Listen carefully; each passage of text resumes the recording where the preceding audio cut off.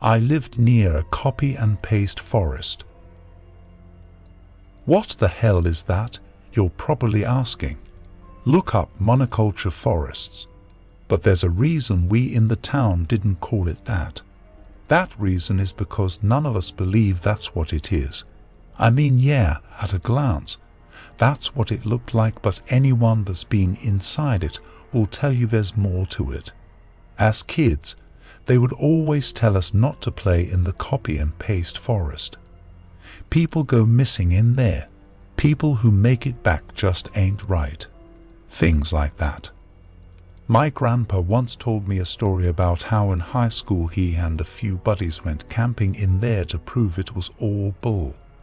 His friend went to go pee in the middle of the night and got turned around on the way back.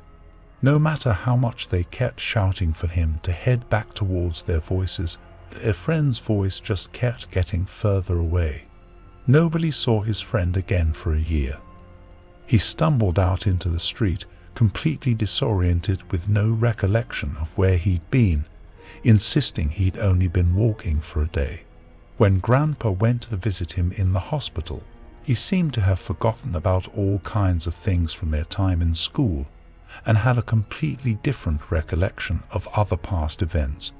He told me all that when I was planning to do a trip with my friends.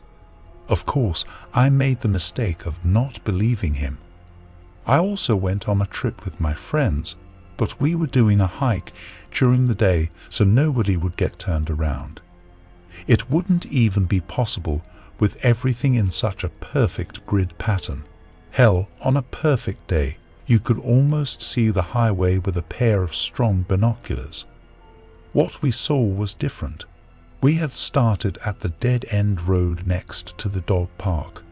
I don't know why, but the entrance had given me a bad vibe. I should have listened to my gut and went home. But I didn't want to chicken out in front of my crush, now husband. I chalked it up to being told scary stories about it all my life. Nothing was weird at first. We were walking for quite a while before I noticed something. The noises of the forest almost seemed to play on a loop. I pointed this out to the others and they agreed. We took some recordings and agreed if we ran into any other weird stuff, we'd turn back. We should have just turned back then. The next thing we knew, we couldn't tell which direction we had come from, and that it was way too dark for 3:00 p.m.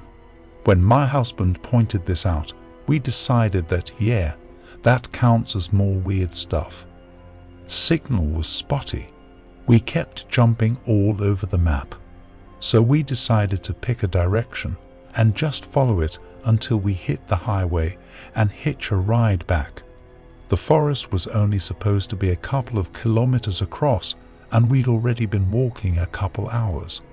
So we did exactly that, and things got stranger. Once in a while, the tree would be dead in the middle of our path, or the proportions would look off. Or honestly, my favorite, there was one that almost appeared to be upside down. That and the forest noises cutting in and out, sometimes playing back distorted, backward or double speed, or cutting out all of a sudden before coming back twice the volume. I think we figured out at that point we were going the wrong way. Google Maps was now jumping around even more violently than before. Not gonna lie, we were terrified at this point. I was remembering the story Grandpa told me, and about the others that never came back. We doubled back the way we came, or so we thought.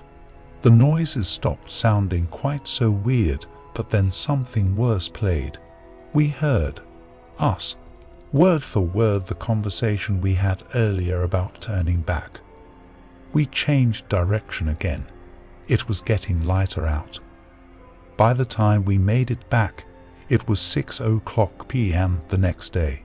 Anyways, the reason I'm posting this is because we were house hunting, and I saw a posting for a house.